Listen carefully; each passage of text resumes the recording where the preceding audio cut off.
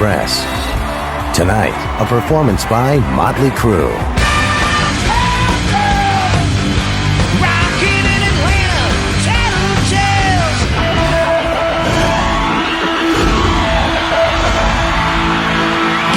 With their explosive mixture of punk, glam, and metal, Motley Crue has become one of the biggest and most infamous bands in the history of rock and roll. I just think we brought an attitude of a gang, guys liking to hang out together and make music. Emerging from the Los Angeles rock scene of the early 80s, the band became as well known for their exploits as they were for their music. In those early days of Motley Crue, alcohol and drugs played a big part of it. Motley Crue has survived it all. Controversy, tragedy, lineup changes, and themselves. Now in their 19th year as a band, the Crue have released a live album and are making plans to record new music. People assumed that we wouldn't be around because we would never live to see the day. My band has overcome everything that there is to overcome, and we still write a great song. Motley Crue was formed in 1981 in Los Angeles when bassist-songwriter Nicky Sixx decided to leave his current band London and start a new project.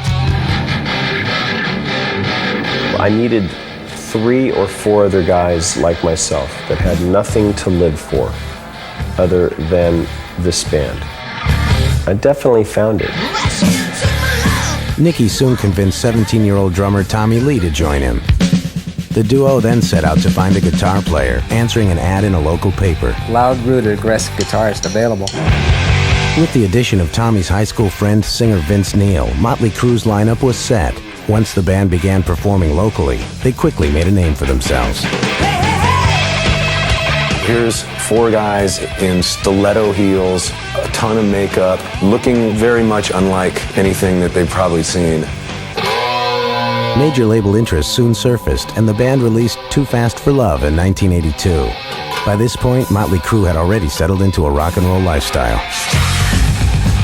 We just like to party, which is drinking and drugs, and do it as much as you possibly can. The Crue's second album, Shout at the Devil, brought the band more success and controversy. Shout at the Devil wasn't anything about Satanism. If anything, it was a statement about society.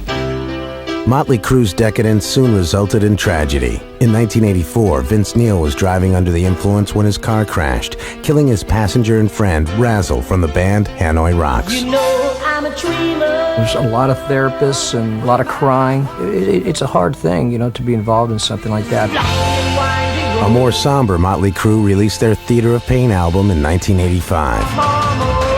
Motley Crue were only 4 years into their career. The journey had just begun. Ladies and gentlemen, please welcome Motley Crue.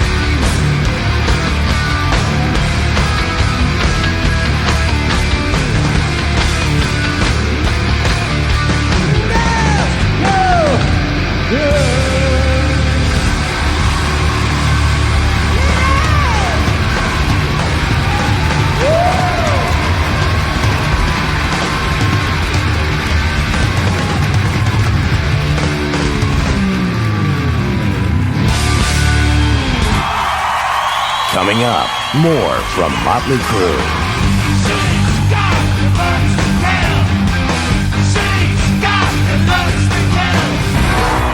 Please visit our website at www.hardrocklive.com.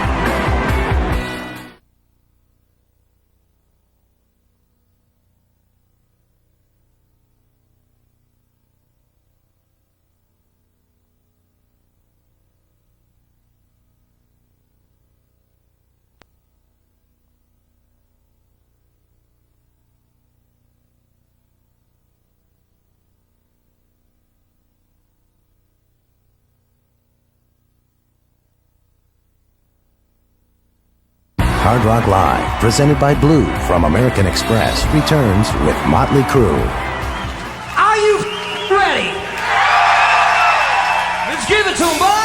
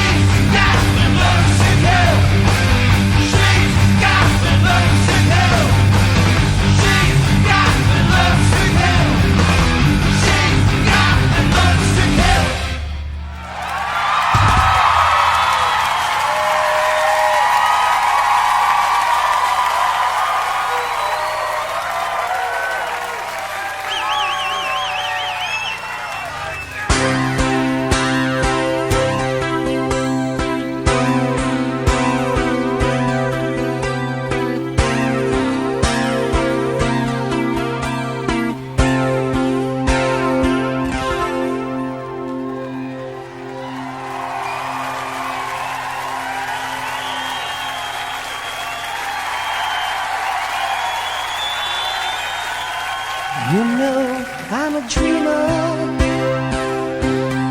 but my heart's a gold. I had a runaway high, so I wouldn't come home low. Just when things went right doesn't mean they're highly wrong. Take this song, you never be left while alone. Take me to your heart, fill me in your bones. Just one more night.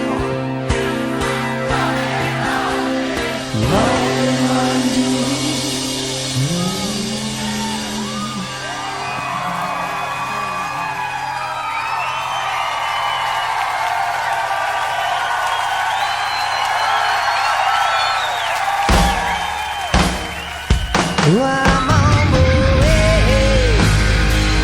I'm on the way. Home, sweet home. Tonight, tonight, I'm on the way. I'm on the way. Home, sweet home.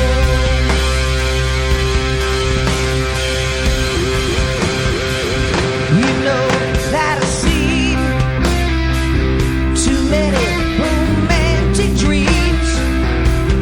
Up in lights, falling on the silver screen. My heart's like an open book for the whole world to read. Sometimes nothing keeps me together. Half the seams. I'm on the way. I'm on the way.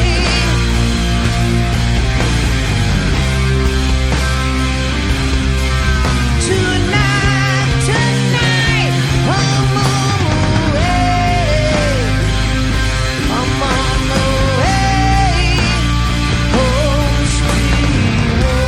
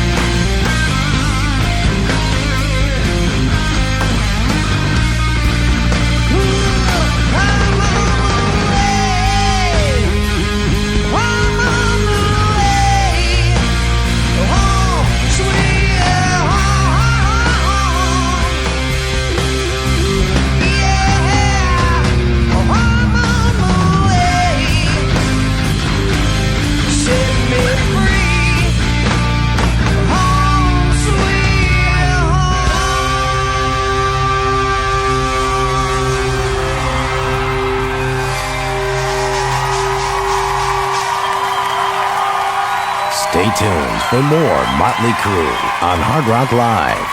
Everything's the same old situation.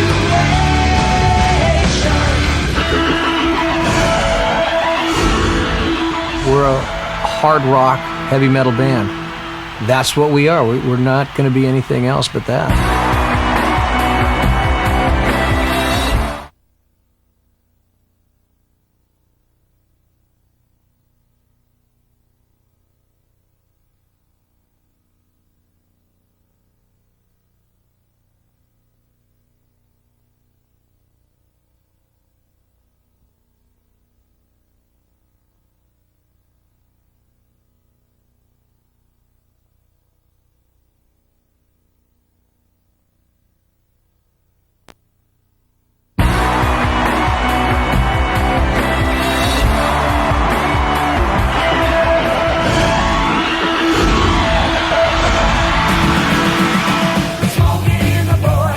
By 1986, Motley Crue had built a solid reputation for themselves with their heavy metal music and hedonistic attitudes. They had survived the tragedy of Vince Neil's car accident and were now enjoying the success of their latest glam-inspired album, Theater of Pain. When we were, really into the glam look, when other bands started doing it, we wanted no part of it anymore. That's when we made the switch over to Girls, Girls, Girls. Girls, Girls, Girls saw the band returning to a rawer look and sound. The band went out on tour and tragedy struck again when Nikki Sixx suffered a near-lethal drug overdose. When I discovered heroin, I could care less about anything else. That was the most self-destructive period for Motley Crue. That led to why we did get sober. In 1988, a newly sober Motley Crue went into the studio and emerged with what would become their first U.S. #1 album, Dr. Feelgood. The band may have seemed unstoppable, but changing musical styles and internal problems between band members were brewing. In 1992, Vince Neil left Motley Crue. I was late for rehearsal one day, and they fired me. Then they turned around and said that I quit, so they kind of couldn't make up their mind. The group hired singer John Corabi to replace Neil and released the album Motley Crue in 1994.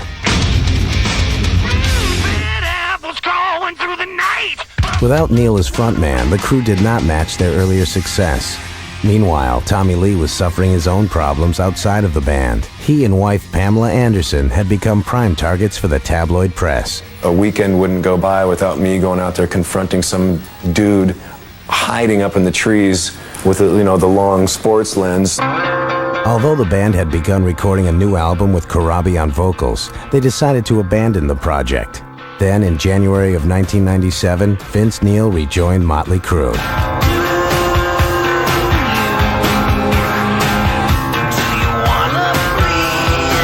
The group released Generation Swine and went out on tour, but more changes were coming.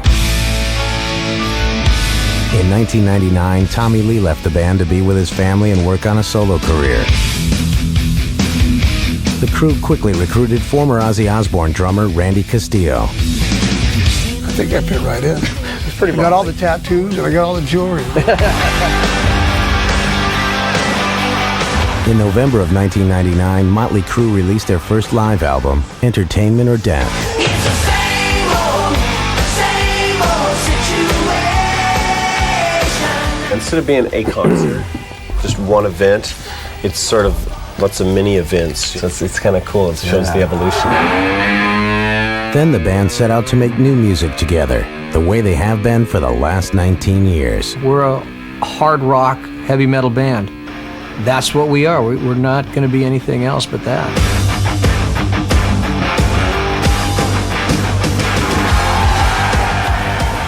This is awesome, man. This is like a backyard party or something, isn't it? You know what? We take these girls all around the world with us, I don't know if it's for you or for us, actually, to be honest with you. I'm going to bring them out for a second, all right?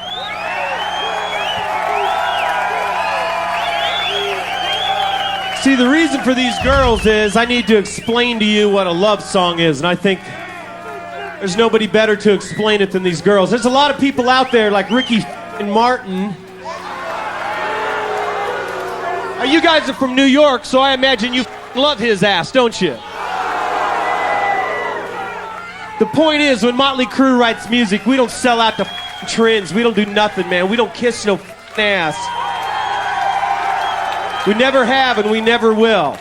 Now, I want to show you what I'm talking about when I'm talking about a love song. Girls?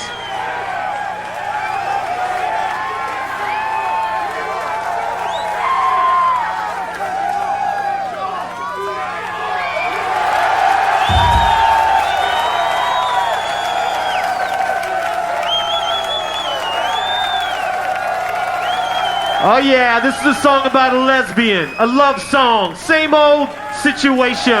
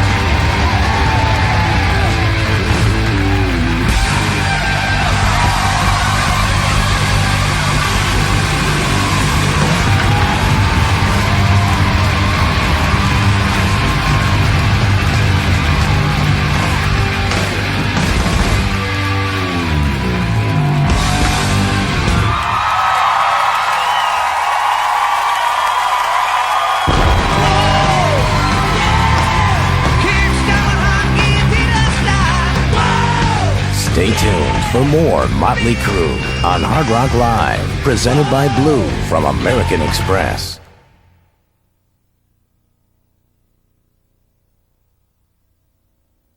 We're back with more music from Motley Crue.